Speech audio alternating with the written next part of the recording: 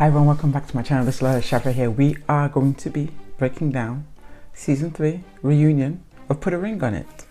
I have my ring today, like I'm gonna take time looking for the ring. But before we begin, housekeeping rules, please don't forget to like the video and more importantly, drop a comment line, tell me what you think. And last but not least, if you haven't subscribed yet, please don't forget to hit this subscribe button. All right, so we're gonna go straight into it. The reunion, we've been waiting for this. There's been a lot going on. I just want to say off the top, yeah, they confirm what we already know, but let's go into it. So first of all, the highlights.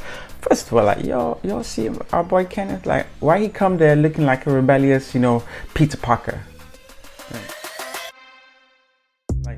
Like but we're gonna go into him. But he'll just there like rebelling. Like, I'm not gonna dress up. I'm not gonna look right. I'm just gonna come like I just rolled out of bed.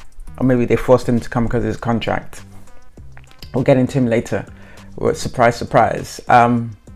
Charlie, she's 6 months pregnant. Sis. And then of course, Shay looking like, old Hollywood glamour. We'll get into that. So let's go into the first couple. First of all, we're going to be talking about Alfie and Shay. So we remember their very eloquent, classy little proposal they had here. So no, they're engaged. So it turns out that actually, they got engaged on the show, but after the show wrapped, after some kind of discussions they had, Alfie had a come to Jesus moment and confessed all his sins, and they broke up for a while. A while was 1 month, I'm not sure. But anyway, Shay says that looks like Alfie's done the work. Long and short, they're back together again. The wedding's on. And so I love that Egypt, who's the host this year, asked the question. We discussed this very early on. I love that they remember some of these questions. Anyway, they asked this question because you remember back in time she was talking about her spouse, my spouse this, my spouse that. So they asked, like, why do you refer to him as your spouse? She didn't have a good reason. I think she gets it now, but I don't think she got it then. Anyway, long and short of it, Alfie, Shay, together, scheduled wedding, they're on target. What is good to see is it looks like they really did get some gems from the process, because she is reiterating what we had mentioned before, where she realizes that she shouldn't, in order for the health of the relationship, she shouldn't need to coach her partner, so to say. She's not his coach, she's not his mother, but to realize that what they should be able to come to conclusions themselves, because that lets you know that they want to be there. If you have to coach them to tell them do this so it's going to make it work, then like how long will they require coaching? Do you want to spend the expanse of your relationship coaching someone and then be mad about it at the end of the day? So let them be who they are, and who they are is that somebody who works with you. All right, so the next couple, Otis and Charlie. You know what? Charlie, we know she's pregnant. She looks gorgeous, lovely dress. So they start asking Otis questions. First of all, he comes up with some kind of fake response about what did he get back from the show. Then now he realizes, if something is bothering Charlie, it's bothering them both. All right, get to step. Like I don't like this guy. I'm sorry. Like I wish her well in this endeavor that she's planning. But yeah, I don't like this guy. Like he's funny as a $3 bill. It just makes me think that the things that we as women put ourselves through, being that she lives in Atlanta, the Atlanta market is tough. He's not hard on the eyes, and like he don't live under the bridge, and so therefore like he's a viable candidate. Lord, let me say pray for all of us. Lord, please deliver us from all this nonsense, because this, I hope for her, is not going to be beginning of anguish and pain for her, because now she tied to him, she had a kid with him, and he can be extremely unreasonable. If he is as unreasonable as he is in front of cameras, how unreasonable is he behind closed doors? Like with an audience, like he's mega unreasonable. Like behind closed doors, he's probably a monster. I mean, yes, Charlie can hold her own, but is that where she want to live? Constantly trying to match his petty? Yeah, because that's what it is. Like Charlie is a smart lady. She's not slow. She knows what she signed herself up for. And this is, I don't see it going north. I see it going all the way south. But let's go into their story. So yeah, we confirmed 6 months pregnant. They don't know the sex of the child. At 6 months, sis, You lying to me or am I lying to you? Who's lying to who? Because you usually get the sex 20 weeks. 6 months, sis. That's 24 weeks. But anyway, I respect their need for privacy. Maybe they want to do like, what's the new fad everybody's doing? Gender reveal. Balloons, dogs, cats, something. There's stuff about Milan. You know who Milan is, the DJ Milan, who he appeared to have some kind of connection with. They bring Milan on, of course they bring Chris, who aka was Odell Beckham Jr. because of his hair. So going into Milan, that's where the beef or their thing was. Milan, yeah, Otis was more into her than she was into him. That's not how I recollect it, sis. You were both kind of gunning for each other. I don't have time to play clips, but you were kind of into each other. Didn't you invite him to one of your gigs and he politely declined because the cameras were rolling? But you weren't into him. Anyway, I digress. So they do go into the fact that she says that he DM'd her after the first date. In the midst of this, what I would have liked to see is I'd have loved to see Charlie watch the two of them reveal themselves. But Charlie's invested now, like she's pregnant, so she's fighting back. Always a big mistake. You have no business with my sis. You pregnant. You sit down and look at the clown that made you pregnant and you ask him real questions, but she's saying stuff about, no, she read all the messages that would transpire between them and it appeared that Milan was the desperate one, and then she was saying that there was nothing could have happened because she's boring and dry. Sis, that's weak. Like, I remember this guy calling you weak, but that's a weak, and I guess we all kind of delve into that. That was a weak move. She's boring and dry, right? You're mad into somebody that's boring and dry. That's a red flag right there. Like, you are desperately trying to hold on the shreds of this fictitious relationship. I'm not saying your relationship is fictitious, but now I guess maybe it's healthier for you to just sit in that avenue of delusion until you have the kid. You're boring and dry. Like, did you see what we saw during filming? Nah, didn't look boring or dry at all.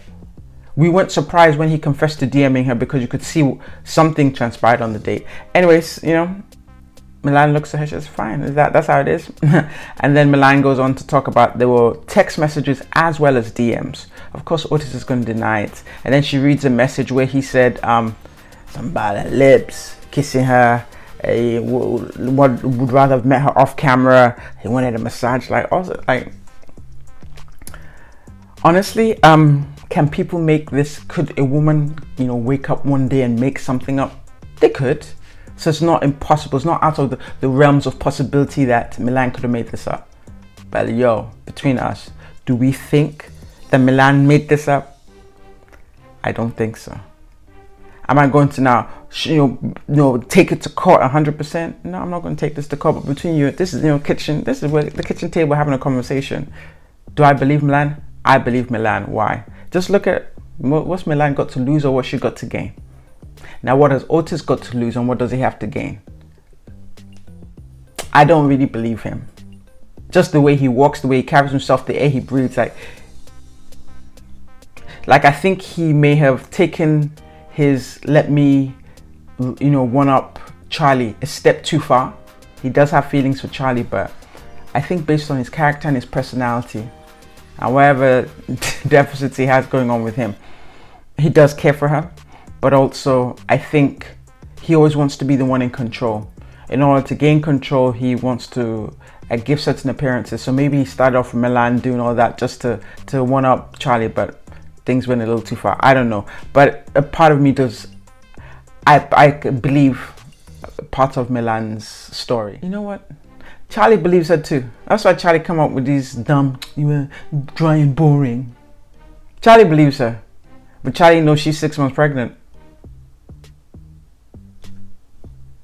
And that's it. I mean, how many women in relationships and marriages and they know their spouse or partner is a philanderer, but they'd rather be in the safe, fake enclosure of a glass house than be outside to build a space for themselves. So I believe that Charlie knows that it's true, but she's going to save face and she's going to fight for her man. Of course, I feel the host Egypt as a married woman was kind of caught between the two, where she's like, oh, she don't want to break somebody's happy home. she also may not have a lot of sympathy for Milan, because she's like, Milan, why are you're interfering in somebody's relationship? But there's also a part of Egypt that felt like, okay, you know what, girl, you said your piece, you know, wish them well. But yeah, the truth is coming out. The truth is coming out. You best believe the truth is coming out, and a part of me believes Milan. That's all I have to say about that. Maybe that's not all I have to say about it, because there's a part, remember, she talks about where she says she and Otis linked up with her. Like, y'all tell me in the comments, like, you know, when the kids say someone then they linked up, what that mean? We met for coffee? Or we met? Like, what that mean? So, you know, let me put Otis and Charlie to the side. I'll be thinking like, Milan, you know this dude is in a relationship. You know he's trifling. Because if he's trying to mess with you while he's still in a show about his girlfriend that he's going to propose to, then why you link up with him though? Why you link up with him though? That's my question to you. And then, you know, like, well, you think he was going to leave his girlfriend? Or maybe do you think if you disclose what transpired between the two of you, that would make his girlfriend want to leave him? I have 2 words for you. Khloe Kardashian. That's all. Apparently, there's no wedding plans. They're going to hold off till the baby comes. Smart move, sis. Because maybe the scales will fall from your eyes after you had your kid. After you go through that, you know, postpartum period where you're just kind of worried, trying to feed the baby, make sure the baby's okay. Like, yeah, maybe your scales will come and you'll see clearly and ask yourself, do you want to have more links with him, or are you going to cut your losses and run? But by the way, you know, Charlie looked lovely in that dress. Lovely, gorgeous. But, man, Lord, we need to shift the needle. What is sad about this really is that all the stuff that will be coming out is going to be coming out while sis is pregnant, heavily pregnant at that. That's unfortunate. And that's on Otis. It's unfortunate. This poor girl is going to be exposed to. But you know what? We make all the decisions, and I wish her the best. Hopefully she has a strong family unit. They're going to support her, because stuff is going to be coming out. You watch, it's going to start unraveling and rolling down the hill in a second. All right, so going into another of the... So we can conclude that there are 2 toxic couples in this scenario.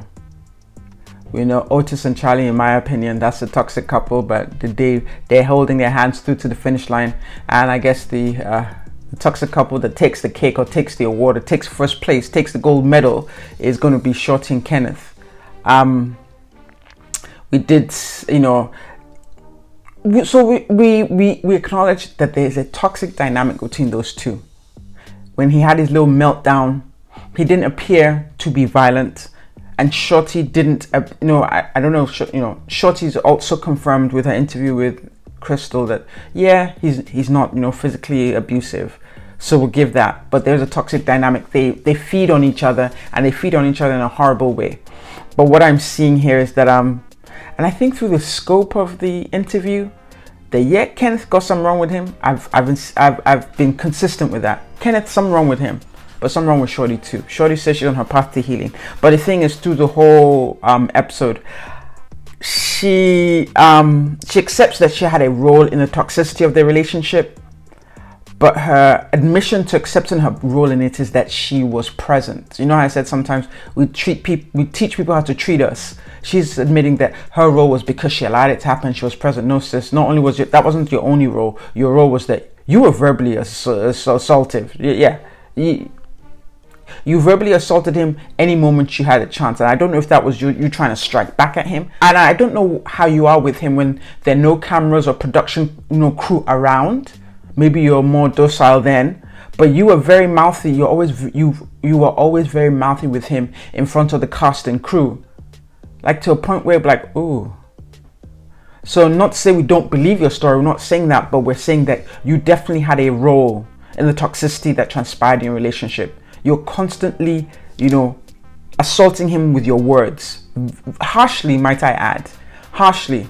So not only did you make yourself present for the toxic dynamic, you participated in it. I won't say willingly, but you participated.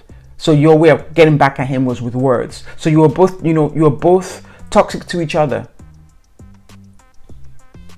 So, you know, she goes into more about how she went to heal. Kenneth says Kenneth just looked angry.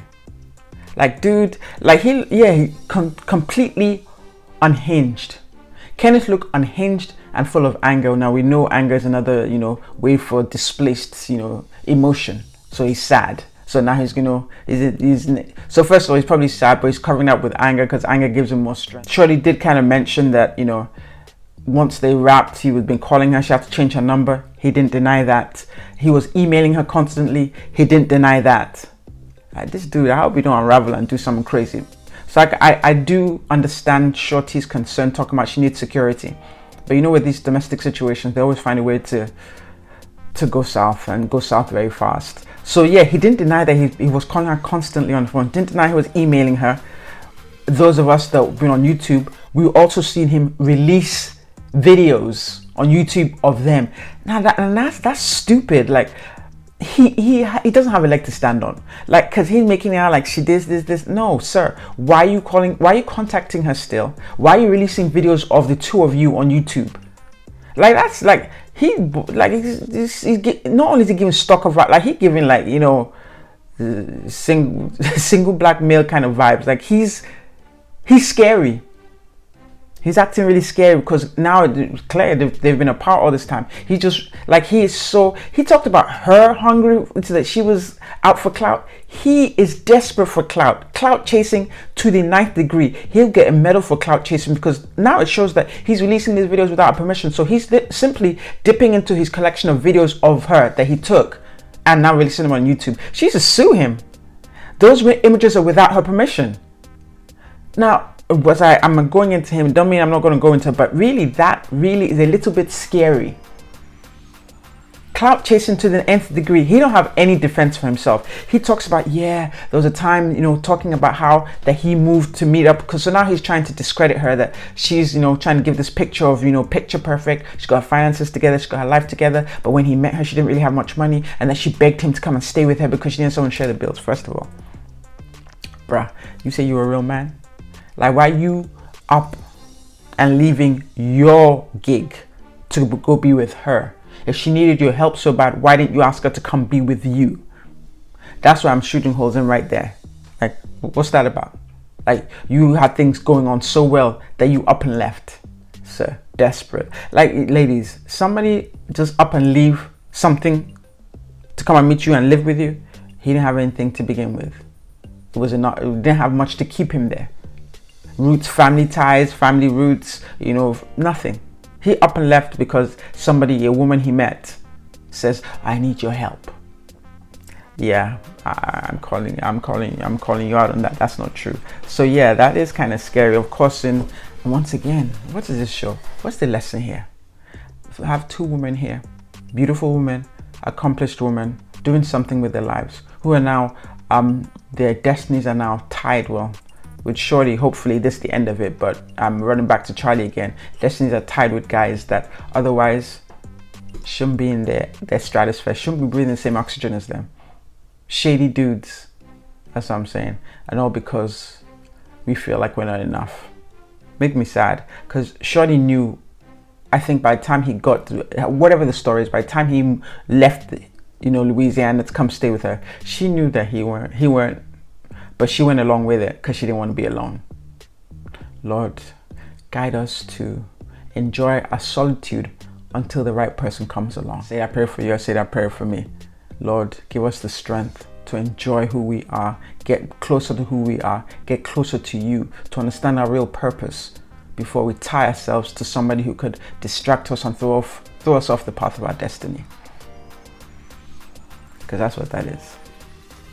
Now Shawty walking around looking crazy. I mean, she's got her own, I'm not saying she definitely had a part in it, but Kenneth's righteous anger is misplaced and misdirected. He needs to direct it at himself. How a grown-ass man in his 30s don't have a real gig, so he could easily give anything up for someone who's not his spouse or a family member, a girlfriend, or someone he met.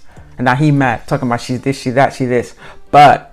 And she's a clout chaser, but he's the one releasing videos of her online and refusing to interviews because he wants to get paid for the interviews. So you say you're an entrepreneur. Go do some business. Go start a business and foster. Why are you doing all this? Like, here you have a whole YouTube channel of videos of two of them, of a woman you're not with any longer. Come on, please.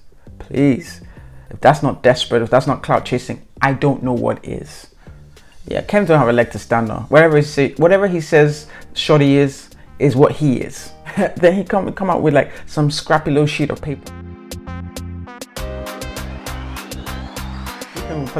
He can even put the notes in his phone and look a little more, together, or try and pull, Monique's, binder. When Monique had the binder thing, I think 2 seasons ago on Housewives of Potomac, she had that binder, and she says drugged that binder whole fiasco out for a long time. She's slick. His version of the binder was a sheet of paper. Like, my dude, let it go. How desperate are you? Let it go. So we deal with the aspect of him taking her phone and trying to get money from her. Apparently he didn't succeed, but just dallying with that for me is enough. Like, so I don't know what desperation allowed Shawty to stay after that. Whether it was an attempt, it was making screenshot, whatever transpired before he even did that on show, because apparently he's done that before. Shawty, why were you still there? That's my question. Shawty, why were you still there? All these deficits. I'll tell you why I think she stayed. She's a beautiful woman. That's true.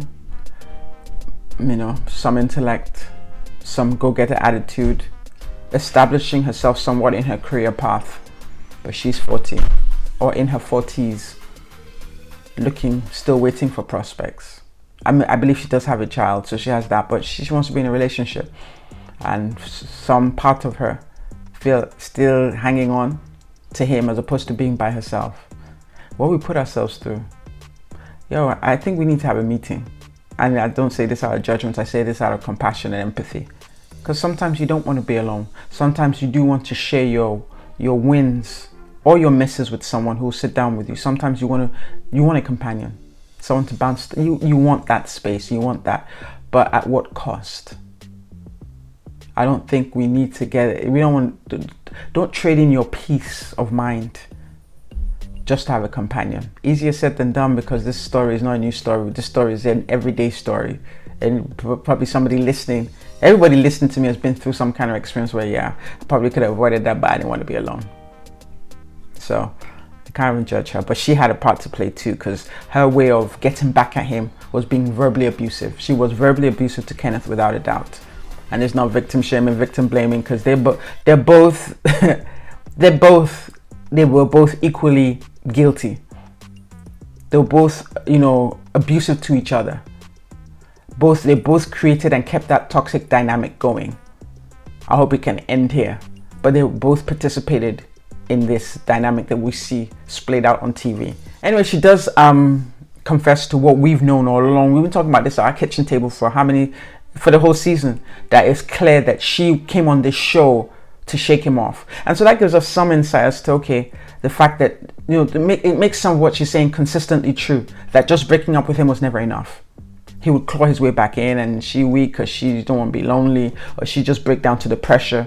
Maybe I don't know if she's scared for her safety, but she'll just break down to the pressure and accept him. But she figured if she broke up with him on air, on national TV, like he no matter how little shame he has, he wouldn't be able to go back. And she's right, because even with all of that, dude were calling her, emailing her, and he's releasing videos of her. I keep repeating myself on this, like, dude, like, you called yourself a proud black man like how many episodes ago? Like, dude, my dude, like, you need therapy quick. Proud black man, I don't think you know what that means. A proud black man will be doing all that. Proud black man will not even show up for the reunion. Proud black man will be sitting there just over it. And not to say whether you had feelings or not, there'll be a self-pride that will make you refrain from doing what you've done, Kenneth. I do give Egypt one thing. She did hit on some good points. Why humiliate him? Great question. Shawty didn't give us an answer.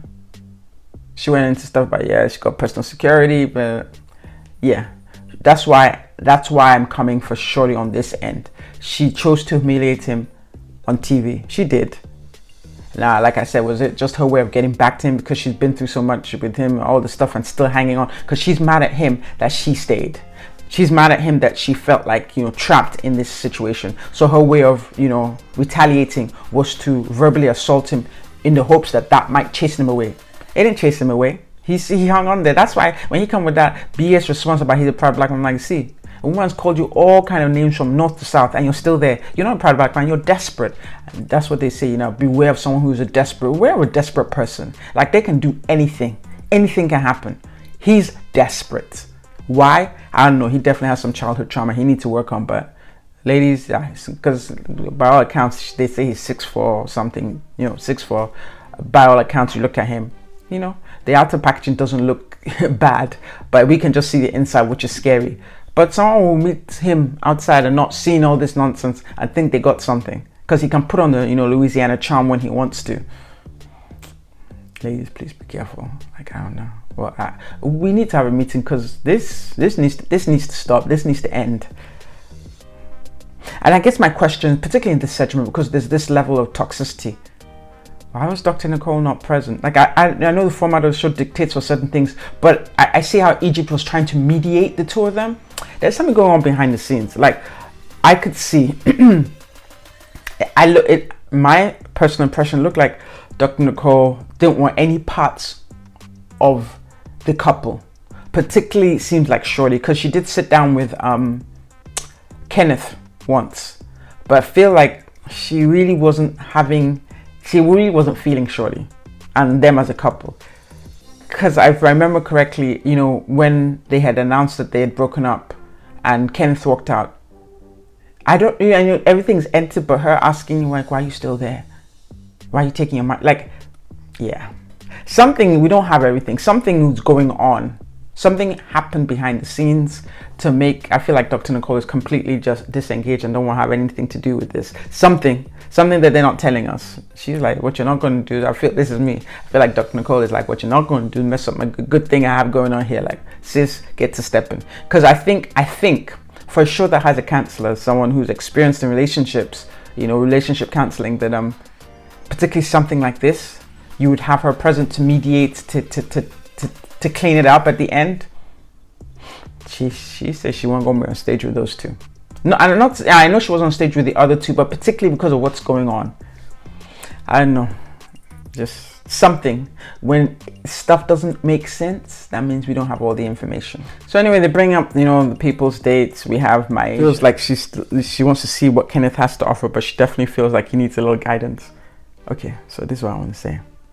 And I think I've said this a couple of times. Ladies, you're not a man's mother. You're not his coach. If you're interested in a man for a relationship, it's not your job to start coaching him from the get-go. Now, in the midst of a relationship, you may say, hey, honey, da-da-da.